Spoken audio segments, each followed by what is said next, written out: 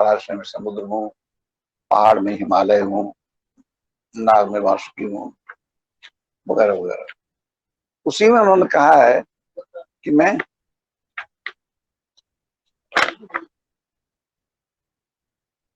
ऋतुओं में बसंत हूँ। और अभी बसंत ऋतु चल रहा है। बसंत में प्रकृति अपना कलेवर बदलती है। जैसे हम लोग अपना कपड़ा बदलते हैं ना, तो प्रकृति जो है अपना कलेवर बदलती है। अब देखिए, पुराना पत्ता झड़ रहा है, बेलपात अब नहीं मिलता है पूजा करने के लिए, क्योंकि पुराना पत्ता झड़ गया है, नया अभी जस्ट आ रहा है। पुराने पत्ते झड़ जाते हैं, कोमल पत्ते निकलते हैं, पूजा के लिए बेलपात नहीं मिलता है। आम, लीची, सपाटू आदि के पेड़ मंजरों से लदे हुए, फूल खिलने लगता है। मौसम में न अधिक ठंड है न अधिक गर्मी, इसीलिए मौसम सुहावना बना रहता है। कामदेव का एक शक्ति बसंत भी है, इसलिए होली के त्योहार में सब लोग मदमस्त हो जाते हैं। साधक के लिए अनुकूल मौसम में, साधन के लिए ये अनुकूल मौसम है। इसमें साधन करना सुखदायक होता है, इसलिए हम सबों को इस मौसम का लाभ उठाते हुए अधिक से अधिक साधन करने का प्रयास करना चाहिए। कोरोना का एक नया लहर फिर आ गया है। एक साल तक कोरोना का दंश हम लोग झेलते आए, सारी खुशी चली गई, उसमें सारा त्योहार चला गया, थोड़ा सा कम हो गया था। अब सुनते हैं कि एक नया लहर फिर आ गया है। खास खास स्टेट में ज्यादा है, हम लोगों को ज्यादा घबराने की जरूरत नहीं है।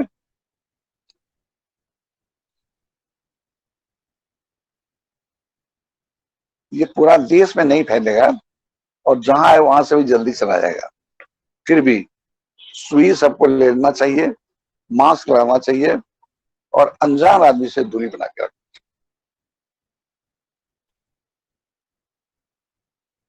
हम लोग हर एक सप्ताह कुछ अच्छी बातें किया करते हैं, धर्म की बातें किया करते हैं, पूजा पाठ, साधन, सत्संग, न जाने कितने कार्यों द्वारा धर्म पालन करने की चेष्टा करते हैं। क्या कोई ऐसा धर्म है जिस एक के पालन करने से हमारा सारा अवगुण चला जाए?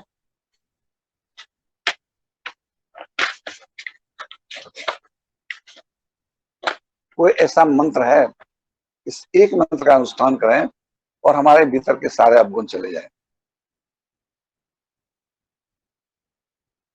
और हमको अपने मंजिल पर पहुंचा दे?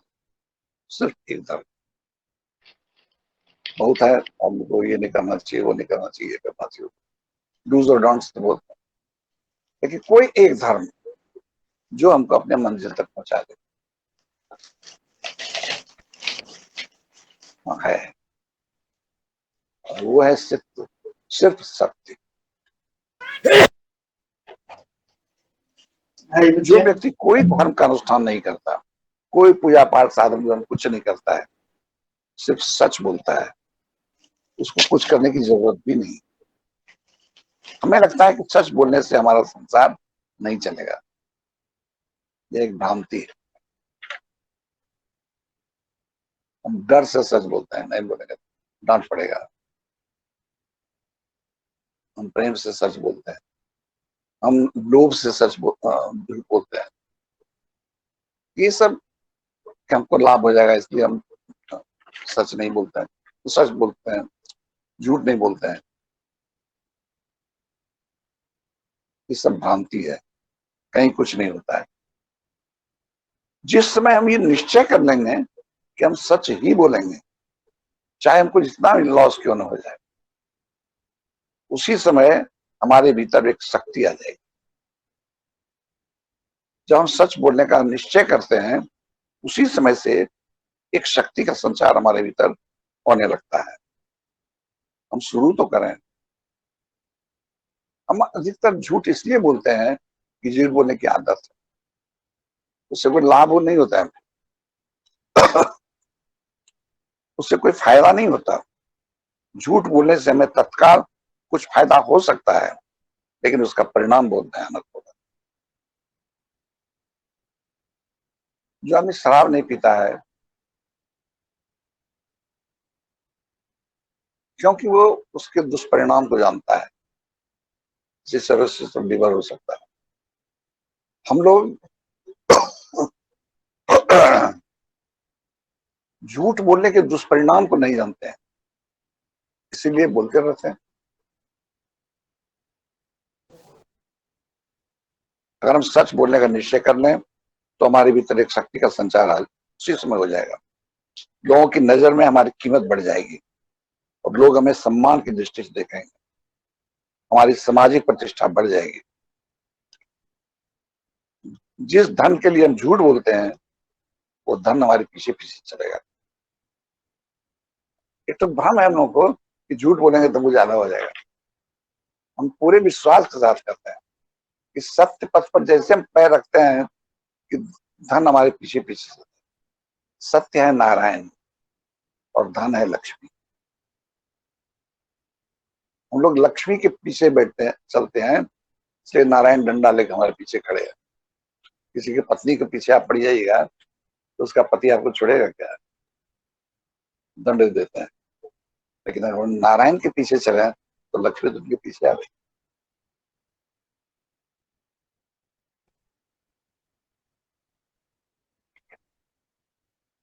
जिस धन के लिए हम झूठ बोलते हैं वो धन हमारे पीछे चलने लगता है।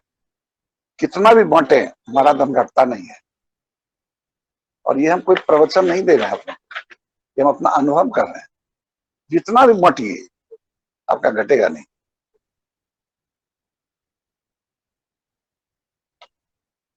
ठीक इसके विपरीत झूठ बोलने वाला एक न एक दिन पकड़ा ही जाता है, क्योंकि तीन चीज छुटता नहीं है: सूर्य, चंद्रमा और झूठ, सत्य। ये छुटता नहीं है, आज न कल पकड़ा ही जाना है। और जिस दिन पकड़ा जाएगा हम लोगों की नजर से गिर जाए और हमारा इंटीग्रिटी खत्म हो जाएगा। और जिसका ये चला गया उसके पास रहा क्या? विश्वास जिसने खो दिया उसके साथ सब कुछ चला गया। कितना भी बांटे हमारा धन कभी घटता नहीं। ठीक इसके विपरीत झूठ बोलने वाला एक न एक दिन पकड़ा ही जाता है, तब वह सबकी नजर में गिर जाता है। उसकी सामाजिक प्रतिष्ठा खत्म हो जाती है। उसका धन भी जल्दी ही समाप्त हो जाता है। वो हमेशा अभाव में रहता है। इसीलिए एक ओर हमें नियमित साधन करना चाहिए, रोज साधन करना चाहिए, गीता पढ़नी चाहिए, तथा दूसरी ओर सच ही बोलना चाहिए। हमको लगता है लॉस हो जाएगा, होने दीजिए लॉस, क्या कितना होगा, लोग हमको क्या करने दीजिए, जिसको जो करना होता है। दूसरी ओर सच ही बोलना चाहिए। और परिस्थिति बस अगर कभी झूठ बोला जाए, होता है, उसके बावजूद लाख सतर्क रहिएगा ना, तब काजल के कोठरी से निकलने कहीं कहीं दाग लग ही जाएगा। अगर कभी झूठ बोलना पड़ जाए तो भगवान से क्षमा मांगिए, कन्फेस कर लीजिए भगवान के सामने कि हमसे बहुत अपराध हुआ, आज हम झूठ बोले। यही इसका प्रायश्चित। युधिष्ठिर जब महाभारत का युद्ध कर रहे थे तो युधिष्ठिर का जो रथ था वो पृथ्वी के ऊपर चलता था। उसका घोड़ा का टाप भी ऊपर ही चलता था, जमीन पर उसके रथ के पहिए नहीं होते। जैसे उसने कहा कि अश्वत्थामा हतो, वो रथ आ गया।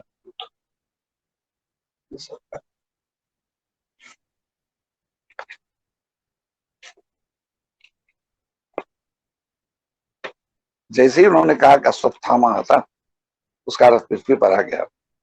हम रोज झूठ बोलते हैं, हमारा कहाँ से क्या गति होगा? कभी हमने सोचा है हमारी क्या गति होगी? क्या हमने कभी सोचा है? हमको लगता है कैसा नहीं हो सकता है। कैसे जिएगा? एकदम जिएगा और ठाठ से जिएगा। लोग उसको सर पे चढ़ा के रखें। मन का एक डर है हमारा,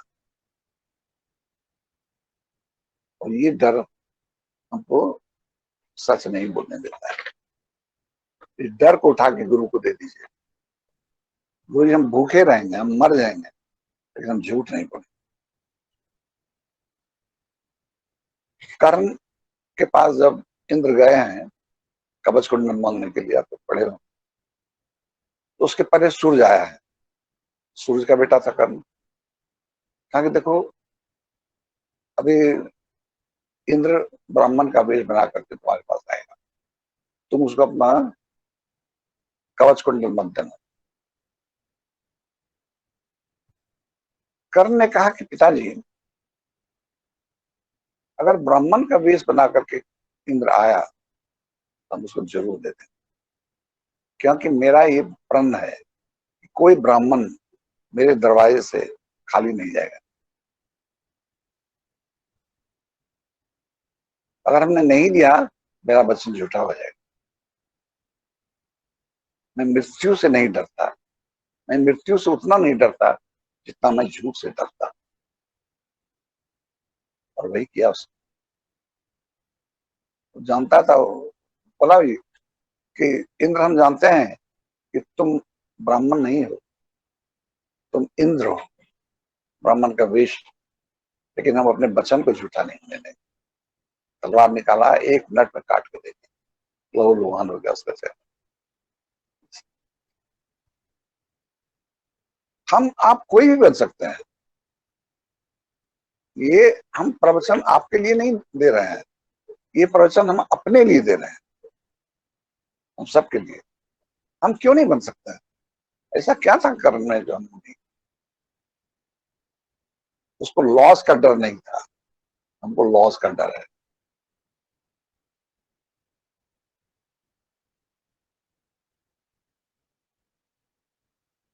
एक बार भगवान श्री कृष्ण अर्जुन के सामने तारीफ कर रहे थे कर्ण का, कि दानी है तो कर्म है। अब शत्रु का प्रशंसा किसको अच्छा लगेगा?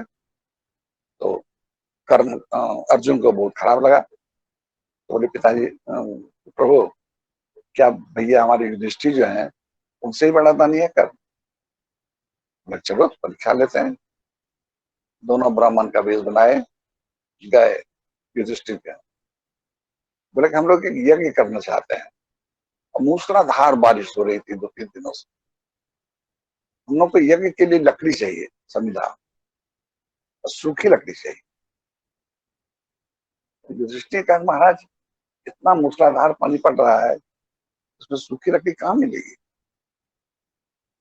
लेकिन आप थोड़ा प्रतीक्षा कर लीजिए, जैसे ही होता है हम कोई अच्छा वृक्ष को कटवा के उसे सूखा, भीतर का सूखा लकड़ी निकलवाएंगे और आपको देंगे। सबसे पहला काम यही करेंगे। लेकिन अभी कहाँ सूखा लकड़ी मिलेगा? बोले, नहीं, हमको तो अभी चाहिए, अभी का अभी, और सूखा लकड़ी, लकड़ी नहीं। तो बोला, ठीक है, चला गया। तो दोनों गया, कर्म किया। कर्म ने प्रणाम किया, ब्राह्मण था। मतलब कर्म ऐसा है कि हम तो यज्ञ करने जा रहे हैं, हमको यज्ञ के लिए लकड़ी चाहिए, और सूखी लकड़ी। तो महाराज, आज तक कर्म के दरवाजे से कोई ब्राह्मण खाली नहीं गया है। अगर हम आपको लकड़ी नहीं दे सके तो हमारा वचन झूठा हो गया। अब बस जरा सा प्रतीक्षा की। उसने अपना बाण, धनुष बाण निकाला, और कर्ण का जो दरवाजा था सब चंदन के लकड़ी का बना हुआ, तो सबको तोड़ दिया और काट के बोला, लीजिए ना, इसे अपना यज्ञ को। उसको ये नहीं हुआ कि हमारा चंदन का दरवाजा, खिड़की जो है, सबको तोड़ दिया। लॉस नहीं सोचता है। जो सच बोलता है ना, वो लॉस के बारे में नहीं सोचता है, और उसका लॉस कभी होता भी नहीं है।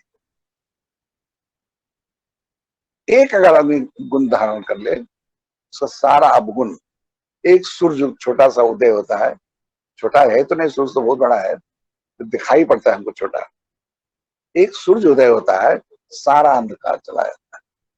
उसी तरह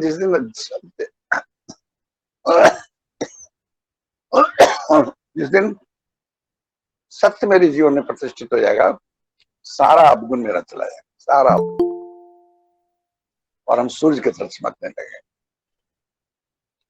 तो आज हमने बहुत विचार किया आज क्या लिखना चाहिए, तो कल का इससे अच्छा तो कुछ हो ही नहीं सकता है। आप कहिए कि होगा कैसे? बस निश्चय करने की जरूरत है। झूठ बोलने में मेहनत है, सच बोलने में क्या मेहनत है? जो है सो बोल गया, सच में कोई मेहनत थोड़ा है। लॉस हो जाएगा, लोग क्या कहेगा, उसको जो करना हो कहे, हम तो बस यही है। इसलिए आज के संदेश में मेरा यही है कि इससे शुरू शुरू क्या करना पड़ेगा हम लोगों को कि सत्यवादी होने के लिए मितभाषी होना पड़ेगा। कम बोलिए, ज्यादा बोलिएगा तो कुछ ना कुछ झूठ बोला ही जाएगा। सबसे पहले कि कम बोलिए, अनावश्यक किसी को न सलाह दीजिए, ना अपना ये कीजिए। नंबर एक। नंबर दूसरा, छोटी छोटी बातों में भी, मजाक में भी झूठ बोलने के से परहेज कीजिए। छोटी बातों में, कहाँ है, बस अब हम 1 मिनट में पहुंचे, अभी चला भी नहीं है। कमल जी हमको मैंने पूछे बाबा कहाँ है, हम अभी चले भी नहीं है, लेकिन बोलते हैं हाँ कमल जी बस 2 मिनट में पहुंच, नहीं पहुंच सकता। हाँ हम तैयारी कर रहे हैं, चलो। जो सच है ऐसा है। सच में हम क्यों डरते हैं?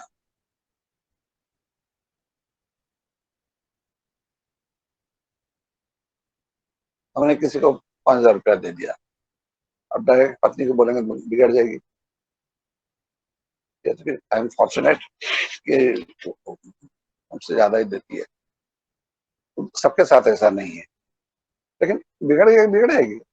या तो हम देंगे नहीं, या दिए तो हम झूठ नहीं बोले। अगर इतना ही डर है तो आप मत दीजिए। आपको नहीं देंगे तो को बिगड़ेगा नहीं, और अगर देते हैं तो सच बोलिए। आपको अगर बहुत डर लगता है पत्नी से तो मत दीजिए आप, और अगर दिए हैं तो सच बोलिए। बड़ी ताकत की जरूरत है संजीव, सच बोलने की बहुत आत्मबल चाहिए, इसमें बहुत हिम्मत चाहिए। हम लोग अक्सर क्या करते हैं, मेरी माँ बहुत बीमार है, हमको 2 दिन का छुट्टी चाहिए। अब चल टिकट आगे करते हैं, लेकिन नहीं बोलेगा तो छुट्टी नहीं मिलेगी। हमको छुट्टी चाहिए जेन्युइन का, मिले तो ठीक, नहीं मिले तो ठीक, नहीं जाएंगे। देखिए, सच वही बोल सकता है जिसमें लॉस एक्सेप्ट करने की ताकत। ये तो हम लोग दरखास्त में देवे करते हैं, पिताजी का तबीयत खराब है, एक तो फौज टेलीग्राम मंगवा लेते थे पहले, सर हमको छुट्टी चाहिए 5 दिन, हमारे बाबूजी का तबीयत, हाँ, नहीं सर हमको घर जाना। और जानते हैं, ऑफिस में भी उसकी इज्जत बढ़ जाती है। अश्वत्थामा पहले ही बोला युधिष्ठिर, हो गया।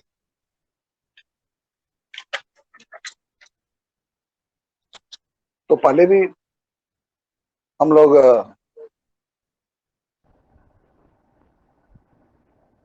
लॉस जो नहीं सह सकता है, जो अपमानित नहीं हो सकता, जो वो झूठ वो सच नहीं बोल सकता।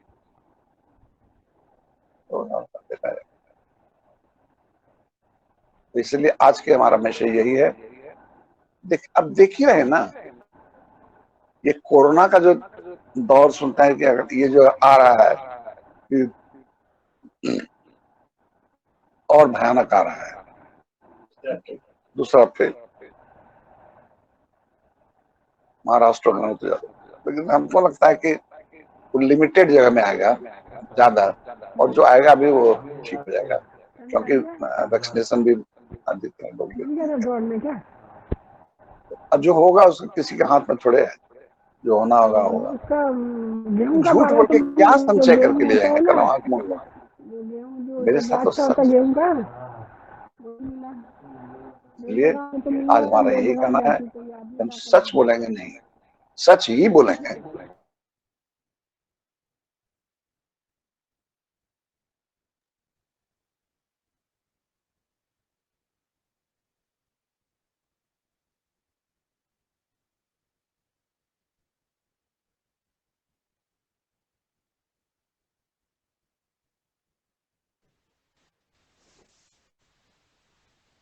बाबा की आवाज नहीं आ रही है।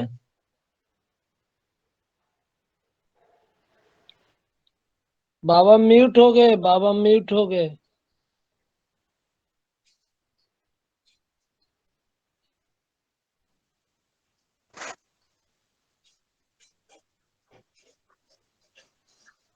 बाबा की आवाज नहीं आ रही है।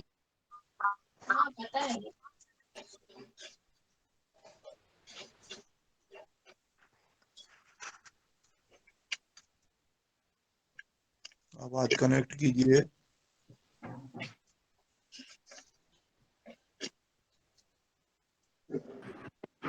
बाबा का आवाज नहीं आ रहा है। सब परेशान कर दिया।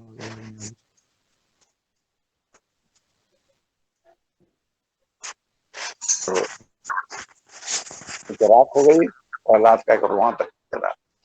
ये भगवान के नाम में शक्ति। तो अगर हम लोग लेंगे भगवान का नाम और कर्म करेंगे तो क्या हमको लाभ नहीं